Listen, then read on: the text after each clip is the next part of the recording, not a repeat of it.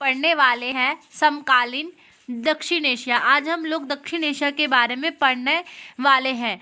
दक्षिण एशिया जो है वो बहुत ज़्यादा एक इम्पॉर्टेंट, बहुत ज़्यादा महत्वपूर्ण क्षेत्र है। इसमें शामिल कितने देश हैं? इसमें शामिल 7 देश हैं। कौन कौन? पाकिस्तान, नेपाल, भूटान, बांग्लादेश, श्रीलंका और मालदीव। ये सब क्या है? इन सभी को क्या बोला जाता है? दक्षिण एशिया के नाम से जाना जाता है।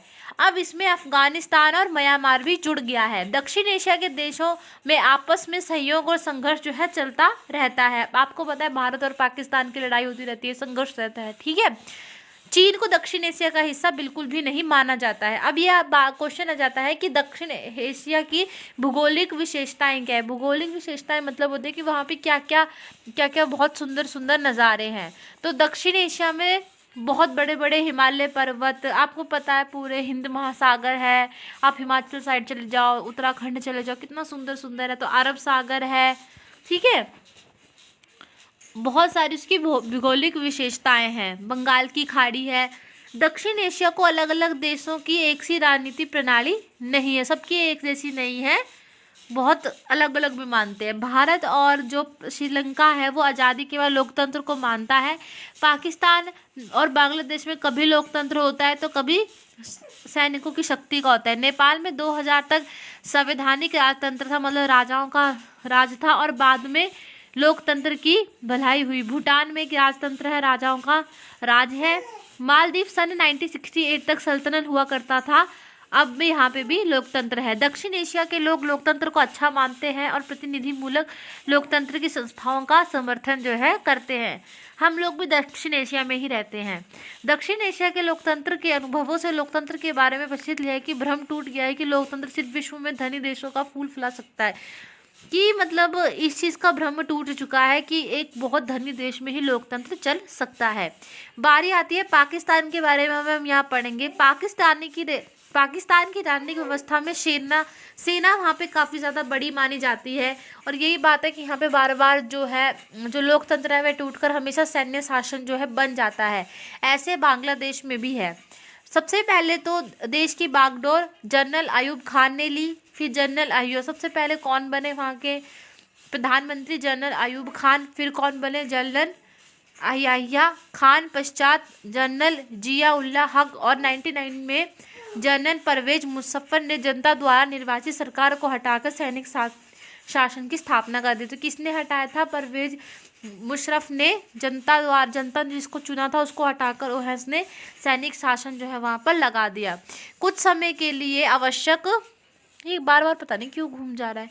कुछ समय के लिए आवश्यक जुल्फिकार अली भुट्टो कुछ टाइम के लिए बने थे ये लोग। बेनजीर भुट्टो तथा नवाज शरीफ के नेतृत्व में पाकिस्तान में लोकतंत्र सरकार बनी रही। जून 2013 में नवाज शरीफ ने जो है पाकिस्तान और लोकतंत्र सरकार की स्थापना हुई, लेकिन उन्हें वित्तीय भ्रष्टाचार के मामले पाकिस्तान, वित्तीय भ्रष्टाचार होता है मतलब पैसों के मामले में, भ्रष्टाचार के मामले में पाकिस्तान का जो न्यायालय है उनको दोषी ठहराया और उनको पद से हटा दिया और 10 साल की सज़ा भी उनको दी। फिर जुलाई 2018 में पाकिस्तान में हुए जो आम चुनाव में इमरान खान के नेतृत्व में लोकतंत्र सरकार जो है वह बनी।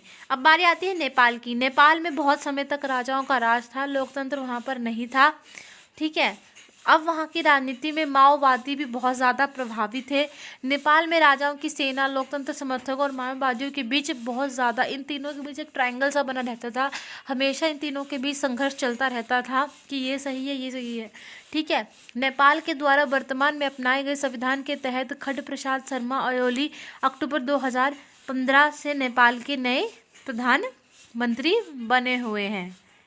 अब आ रही है श्रीलंका। श्रीलंका को 1948 में स्वतंत्रता मिली। श्रीलंका एक सफल लोकतंत्र और सामाजिक, श्रीलंका में काफ़ी अच्छा लोकतंत्र है, वो हर एक तरीके से मजबूत है, ठीक है। पर फिर भी इतनी अच्छी स्थिति होने के बाद भी सहीली और तमिल समुदायों के जाति संघर्ष का शिकार रहा, जात पात का शिकार रहा।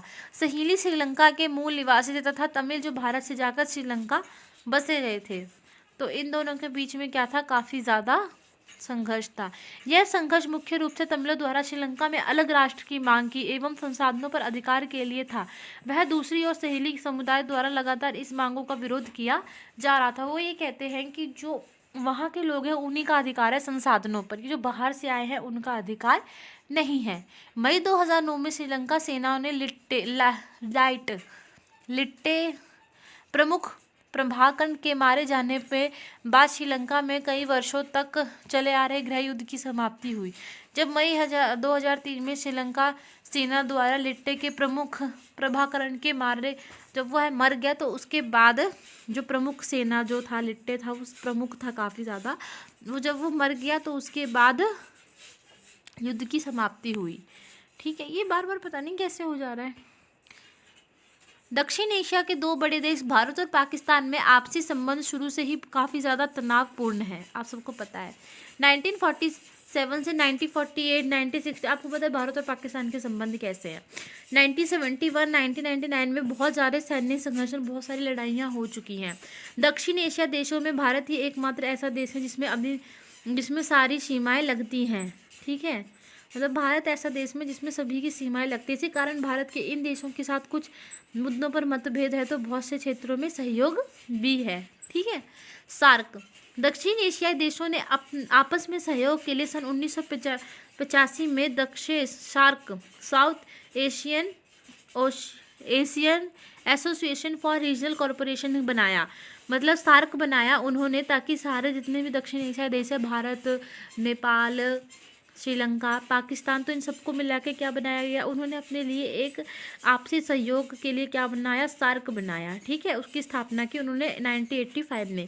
2005 में 13वें सार्क शिखर सम्मेलन ढाका अफगानिस्तान को सार्क में शामिल कर दिया गया।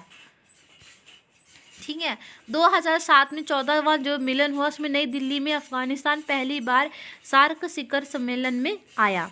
वैश्वीकरण के दौरान सार्क सम्मेलन में जलवायु परिवर्तन, आपदा प्रबंधन, आतंकवाद की समाप्ति, इन सब के ऊपर समझौते और हस्ताक्षर हुए। ठीक है, जो सार्क का जो 18वां सम्मेलन था वो 26-27 नवंबर 2014 को हुआ था। नेपाल की राजधानी काठमांडू में यह हुआ, जिसका टॉपिक क्या था, ये क्यों हुआ था, ताकि विश्व में शांति बनी रहे और सब एक होकर रहे।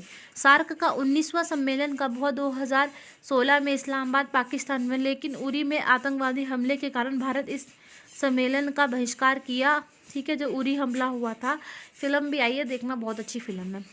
बाद में बांग्लादेश, भूटान, श्रीलंका और मालदीव ने भी सम्मेलन को मना कर दिया। अब आता है साफ्टा। जनवरी 2004 में आयोजित 12वें शिखर सम्मेलन में सार्क देशों ने ऐतिहासिक दक्षिण एशियाई मुक्त व्यापार सौदा समझौता पर स्वाक्षर किए।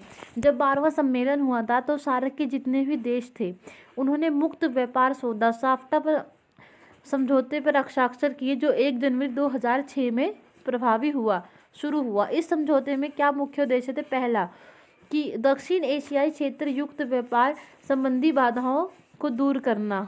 ठीक है, मतलब जितने भी आपस में जो देश हैं वो उसमें बढ़िया तरीके से हम जो है आपस में जो है व्यापार कर सकें।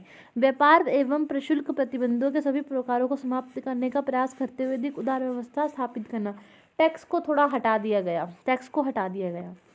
ठीक है, भारत के अपने पड़ोसी देशों के साथ, जिनमें पाकिस्तान, नेपाल, बांग्लादेश एवं श्रीलंका प्रमुख हैं, इनमें से यदि पाकिस्तान को छोड़ दिया जाए तो बाकी राष्ट्रों के साथ भारत के संबंध काफ़ी ज़्यादा अच्छे हैं। पाकिस्तान को छोड़ के सबके साथ संबंध काफ़ी अच्छे हैं। अब बारी आती है सार्क की उपलब्धियाँ। ठीक है, भारत और पाकिस्तान के बीच चाहे कितना भी बुरा संबंध क्यों ना रहा हो, उसके बाद भी द्विपक्षीय स्तर पर समझ और सहयोग मिला वहाँ पे। छोटी देशों के लिए भी यह बहुत ज़्यादा अच्छा संगठन है। ठीक है, साफ्टा को बनाकर व्यापार की दिशा में बहुत सारे कदम उठाए गए।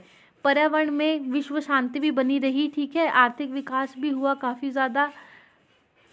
अब आता है BAMSTEC, Bay of Bengal initiative for multi sectoral technical and economic. Bengal की खाड़ी बहुक्षेत्रीय तकनीक और आर्थिक सहयोग उपक्रम। इनके सदस्य बांग्लादेश, भारत, बर्मा, श्रीलंका, थाईलैंड और भूटान और नेपाल हैं। ठीक है, BAMSTEC जो है बंगाल की खाड़ी बहुक्षेत्रीय। वर्तमान में भारत BAMSTEC पर अधिक बल दे रहा है। इसके अधिकारियों की 17वीं बैठक फरवरी 2017 में काठमांडू, नेपाल में नियोजित की गई हैं। इस बैठक में परिवार और निवेश, ऊर्जा प्रौद्योगिकी, मत्स्य पालन, जलवायु परिवर्तन, संस्कृति, लोगों के बीच संपर्क और अन्य क्षेत्रों के बारे में चर्चा की गई है। ये जो BAMSTEC है, इसमें कौन कौन से, इसमें बंगाल की खाड़ी में बहुक्षेत्रीय, एक सेकेंड ये ना घूम गया, हाँ, जो आपका जो BAMSTEC है, इसमें जो ये जो आपका BAMSTEC है, इसमें जो है कौन कौन से देश शामिल हैं? बांग्लादेश, भारत, श्रीलंका, थाईलैंड और भूटान। इसमें जो बंगाल की खाड़ी है, वहाँ पे टेक्नोलॉजी और आर्थिक सहयोग उपक्रम की बात की गई है।